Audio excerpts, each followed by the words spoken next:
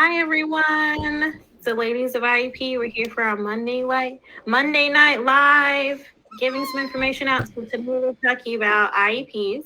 And these documents are what you will get for your child if they have one, right? And this is the parent version. So we are going through like the process of developing the IEP or the individual educational process here. I hope that is the right. If that is not right, somebody come off and tell. Okay, good. So the first thing that we go over are the present levels. So present levels are really important. It's not just the academic side. So it's looking at functional things too, like can they tie their shoes for the younger ones? Are they having difficulty gripping their pencil? And it needs to be quantified. It needs to have numbers in it so that you can look from year to year and from quarter to quarter of how your child is progressing. So that's something you'd look for in the IEP as well, how they're doing. It has to be assessed. It's not just a guess. It really is information that they're getting. And from that, the second step is to develop the goals for the student. Again, it has numbers in it to tell you how many multiplication problems are they going to be doing by this certain date, by this end of the year, or however long after that. And it also is based on the present levels and the fact that you get the baseline from there. How many can they do now? How many will they be able to do in a year? Determine and describe all special education services, activities, and support. So that means that they're getting some occupational therapy services, some speech services, things like that. That would be listed in that area. Also for the English language learners, all that's listed there too. The least restrictive environment determines and describes how long your child will be away from what we call the non-disabled peers. So that would include time that they're in with specials, time that they go on field trips, and that'll tell you in that section how long they'll be there. And then determine how the progress will be reported to the parents. Will they be calling you? Will they be sending you out progress reports? Our school has progress reports a couple times a year. Everything will be related to you in that IEP document and in the meeting. So you get this information in the meeting as well. And if it's not there, make sure you reach out and ask and let somebody know that you are not sure, because you're a part of this team as well as a parent.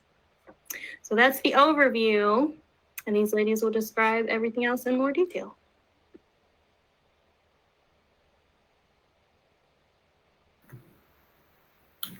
Okay, are we going with identify students' present levels of performance? So that's the plot page, and I'm actually working on one now. So the plot page is where you will talk about like the student's performance level. You make sure you we put in the grade level and things like that, how the student is performing in the classroom. And also you talk about like, what is it that the child is doing in the classroom, like behavior wise.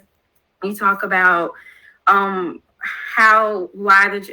what's the difference with the child accessing the curriculum, like the general education curriculum. Why can't the child access the general education curriculum? What do we need to do to help the child access the general education curriculum? So you put that all in a plot. Now, some people don't put a lot of things in the plot, but sometimes it's good because you want this plot to be as if someone else is reading this and they can say, oh, this is what I need to do for this student.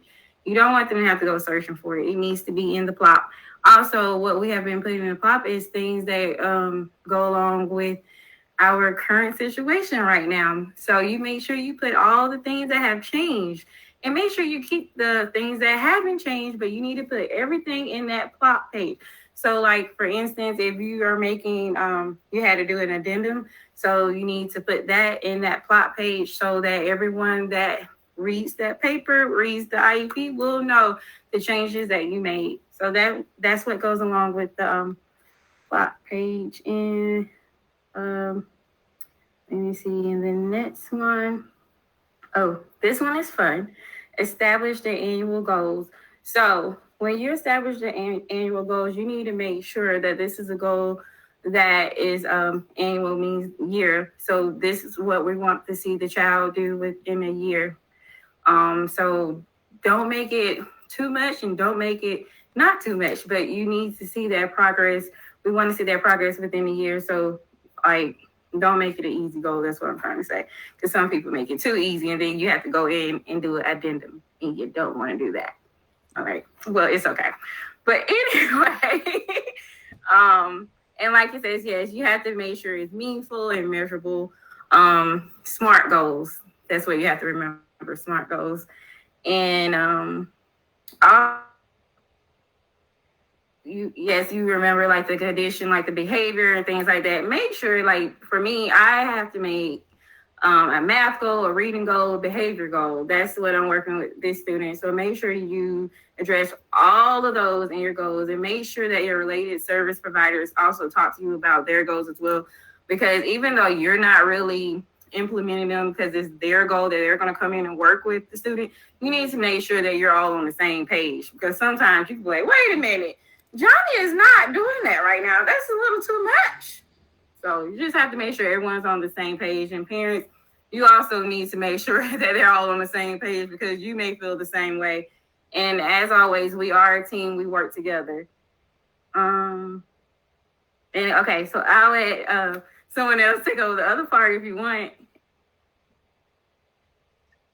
Well, thanks, Joy. So what I'm going to do is I'm really going to break down an IEP, kind of like what I do with my parents. So this might take a minute. I'm going to make it quick. I should set my timer. Okay. So on the first page, at least where I'm from, you have to have documentation on who was at the meeting. Okay. So most likely, you have your parent, you have the special educator, you have the general educator, which is, whoever their main teacher is. Okay. If the child has occupational therapy, you have them. Okay. If they have a healthcare plan, which is if your child has asthma, okay, they have to have a healthcare plan. That's another person. Okay. Then if they have physical therapy, that's another person. Then you have your chairperson, which is your vice principal or your principal. I'm looking at one of my IEPs, and that I literally had that many people in my meeting. So yeah, and it was a very long meeting. So yes. So when you have all those people, then what you do is, for us, we talk about extended school year. 9 times out of 10, a lot of students, aren't really accepted for extended school year. That kind of, for us, would be like if I had a 4th grade student and they were reading on a kindergarten level, then they would be, it would probably be the best thing for them to have extended school year. And so if you ask Charity, what is extended school year? Good question. Basically, it is kind of like summer school, but what they do is kind of like target all of the IEP goals in the IEP to make sure that they're not digressing over the summertime. Okay. Me personally, I only suggest extended school year if your school doesn't have summer school. Okay. If your school has summer school, then, I just don't see the need for it.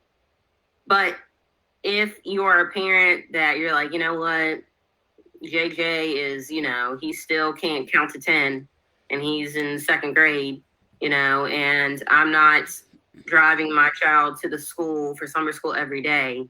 Most likely, there's a special ed bus that can come to your house, pick up your child, and, provide them services wherever, that is. Now, during COVID, whatever state you're in, who knows? It might be online, so if you're in an IEP meeting and they mention extended school year and you think that's best for your kid, just say, hey, I want to know what extended school year is. Could you please explain it to me?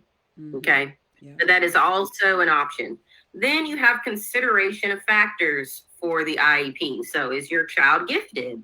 Does your kid need assistive technology? There's some kids, I've gone through this, where, the student has a severe speech impediment and they just can't talk to anybody. And it's kind of like, okay, man, you're in the 5th grade and you can't talk.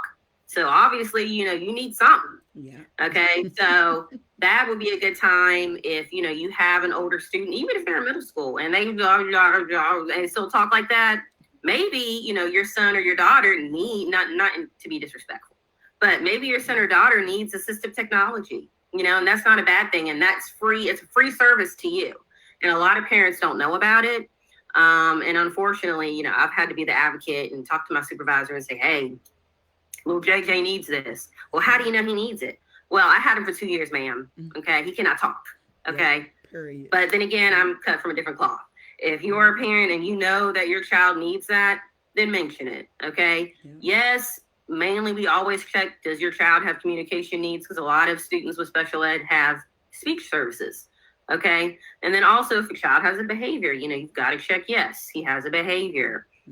Is your child deaf or hard of hearing? Okay. Do they speak Spanish? Do they, need, more support with that? So those are considerations that you have to look at when you're creating the IEP.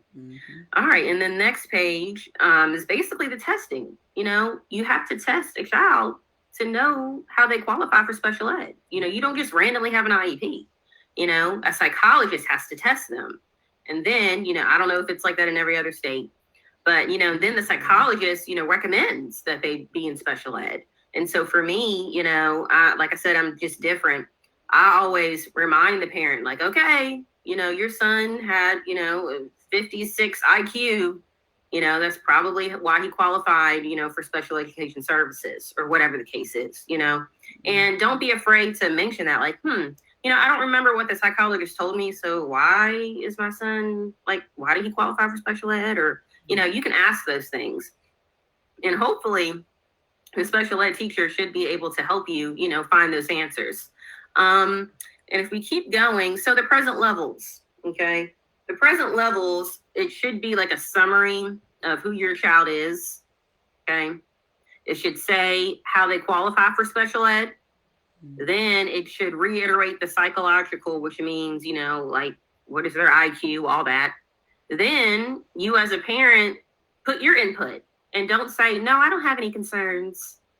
But then, little Johnny gets in trouble the next week and, you're cursing people out of the office. Yeah. No, you should have mentioned that during the IEP meeting. Yeah. Or, little Johnny got an F on his reading test and now all of a sudden there's an issue. No, mention it in the IEP meeting. Okay. Right. Then also we have the teacher input. Now, I know for the young ones, teachers like to always mention the positives and then they don't mention like the negatives. And, you got to have a balance. Little JJ is, and has an awesome personality. He gets along with his peers, but, he struggles with his ABCs. I don't know. Always make sure, if you're a teacher and you're watching, just make sure that you're keeping it 100 with them, with parents. Also, like I said, if your child has asthma or anything like that, you want to have the special needs nurse there to, just give a synopsis about, where your child is, or if your child is on medication, okay, and you want them to take their medicine at school, you need that special needs nurse in that meeting, okay? And then, of course, you have your administration. A lot of principals don't really like to talk much in IEP meetings. They just like to be there. Yeah. But, if you're a parent and, you have a child who has a behavior disorder, you might want that administrative input to say, how is little JJ doing in class? So moving on, you also have your reading present level. So that means the special ed teacher would say, okay, this is what I plan on working with JJ. He's strong in this area and he's weak in that area. Same for math. Then, you have your occupational therapist that has her present levels. Then you have speech and, it goes on and on and on. Yeah. But also, one thing that you want to really target is the goals. So, for me, I always try to keep it simple. If I have a kid who can't read, I'll say, I want JJ to be able to read, like cat, bat, hat. I'm putting this in parent terms, right. By the end of next year. That type of stuff, realistic goals. Some people, and if you're a teacher out there, some people do 7-8 goals. And I'm like, ma'am, that is not realistic. You're putting more work on yourself. Okay. Come on now. All right. Right. Don't do that to yourself. And if you're a parent, and if you see 7, 8, 9 goals, because occupational therapists and speech teachers will do that, and it's just not a realistic thing. You kind of want to target certain things. And really, occupational therapists and physical therapists, they're not always in the building every day. So, they give you all these goals, and then sometimes they don't meet those standards. And I'll give you an example, and I'll be done, I promise. Well, kind of. All right. So I had a kid from preschool that transitioned to kindergarten, right? Mm-hmm. He was supposed to have a weighted vest for like when he gets anxious and has anxiety, because when he gets anxious, or this child, he'll like go like this, like in class, like he just can't handle it. So, you know, weighted vest was supposed to be given to him, you know, so that he could calm himself down. He has noise canceling earphones so that, you know, he doesn't get overwhelmed. So when he came to kindergarten, they gave me the weighted vest, and the weighted vest was too small. So, you know, I did what I did and kind of complained, hey, you know, this child needs XYZ. Still never got it until the IEP came, and I had to complain, me and the teachers and the parent. And finally, you know, one of my supervisors went ahead and, you know, paid for it and all that. So my thing is, you know, if that's going to be a goal Mm-hmm. that occupational therapy has, and they have to make sure that they're meeting those goals. That's right. So that's why I'm not really a fan of 8, 9, 10 goals, you know, for like occupational therapy or physical therapy or speech or whatever, because if they can't deliver, they can't deliver. That's right. Okay. So I'm done with that. Also, you have, you know, your special education services. Mm-hmm. How long are they going to be, you know, with the special education teacher? How long are they going to be with occupational therapy or speech or whatever the case is?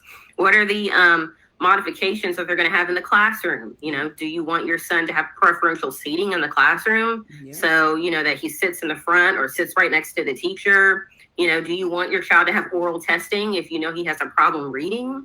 You know, do you want your child to have extended time on his tests and assignments? Do you want him to have modified tests and assignments? That means, you know, if every kid is given 20 questions on a test, you know, maybe your son needs to have 10, you know, Mm-hmm. stuff like that. And then, yeah, I'm going to be done because I could talk for ages. So I'm done. I hope that helps everybody. Thanks, ladies.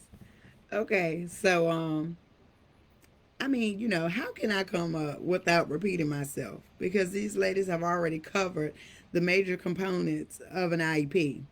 Now, it's up to you as a parent to be an active participant, or if you're just going to be a listener, or if you're just there, not even in spirit, you're just there. You're physically there, but your mind is elsewhere.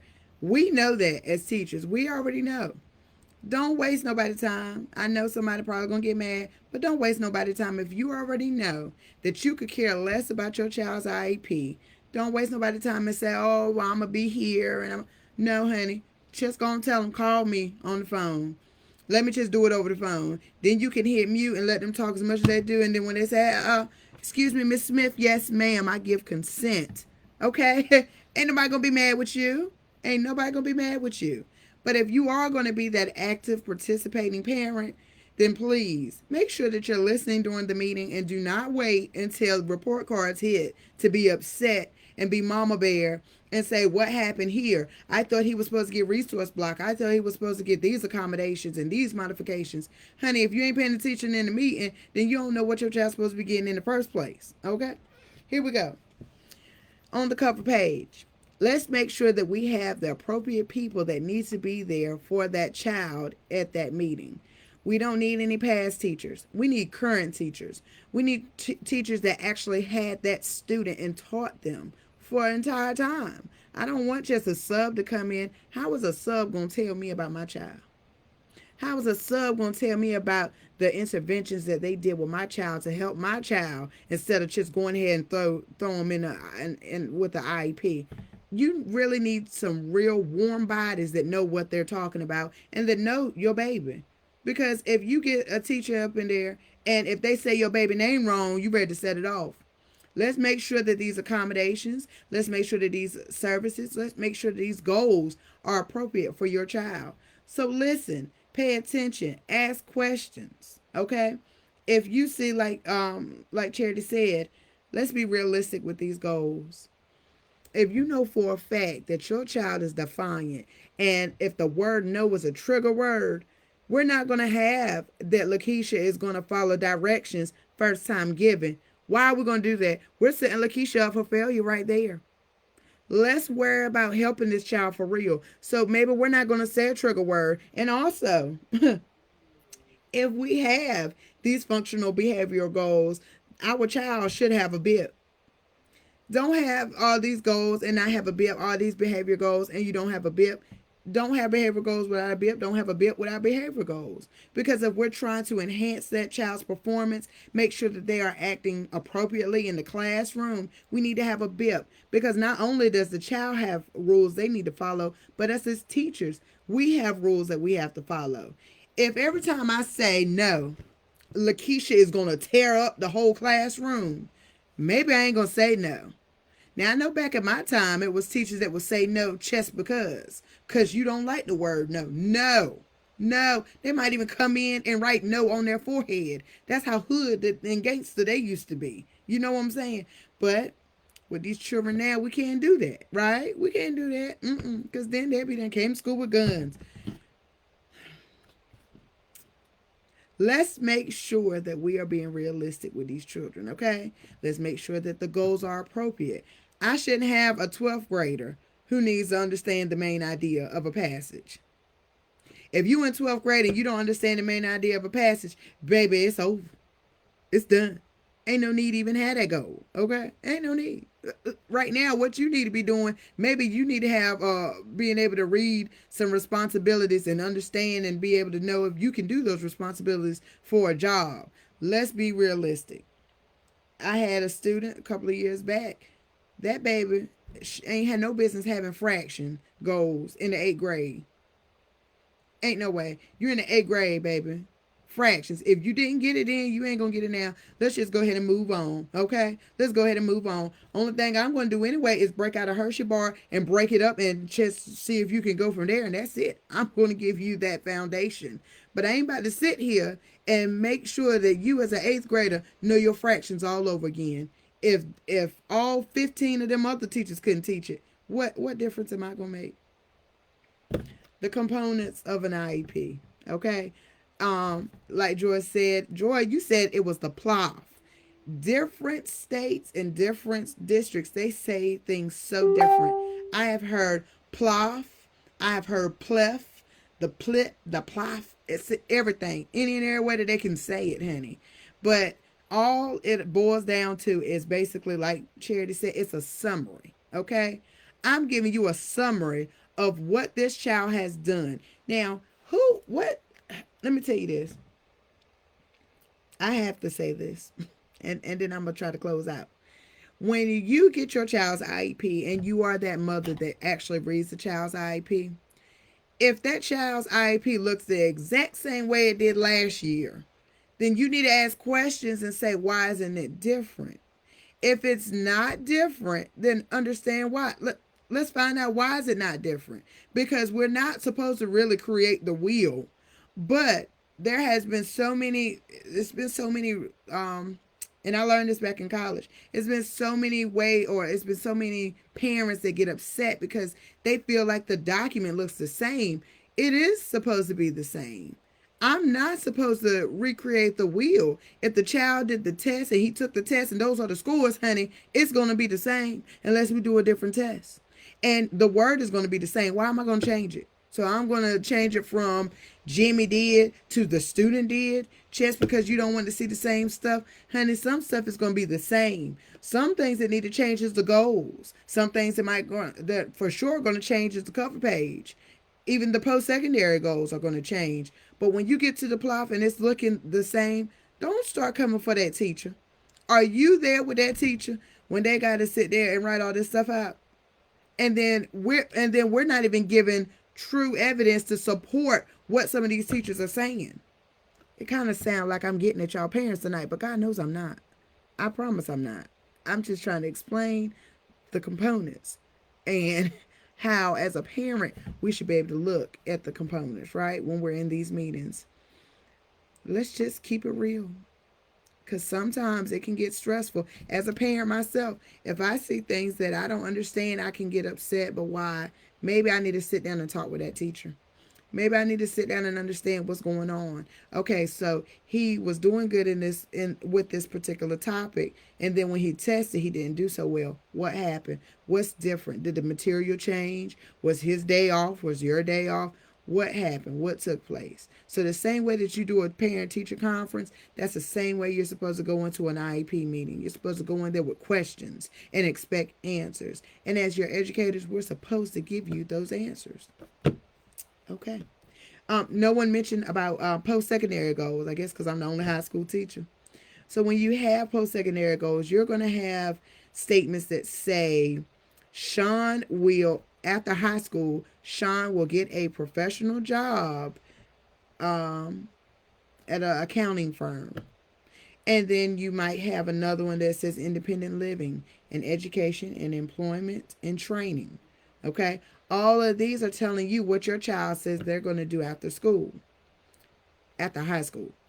If your child is not participating with the teacher, then how's the teacher supposed to know? And then some parents might get upset and be like, well, why does it not say a college? Why does it say a major of his choice? Because your baby hasn't been participating and talking with the educator to let me know exactly what he wants to do. So also when you get in high school, when you get to ninth grade, start looking at those post-secondary goals. I want to know what you guys are doing to help my baby succeed. IEP, I expect progress. It's just like the individual education plan, honey. We want to see progress, okay? And on the IEP, I want to see progress. I want to see where my child was low and was performing low and is gradually gaining more education, gradually gaining more knowledge. I also want to see that my child has dreams. And what are you going to do to help my child with his dreams? If my child say he wants to go into the Army, are you taking him to the website and showing him information about the Army?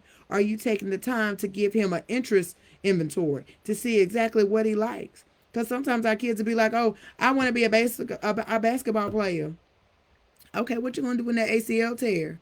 What you going to do if that don't work out? What you going to do if you don't get no full ride? You got to have a backup plan. So those post-secondary goals get children prepared with their academics as well as their after-school activities of what they're going to do when they graduate.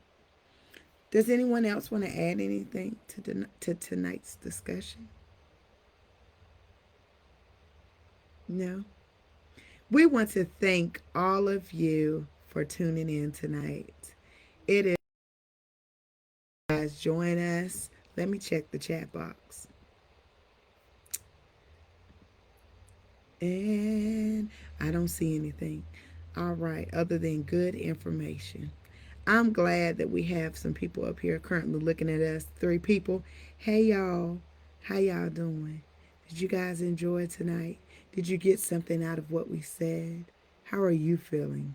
Do you feel motivated? Let us know. We thank all of you for joining us tonight. And as always, it's a pleasure. Have a great night. Bye, guys.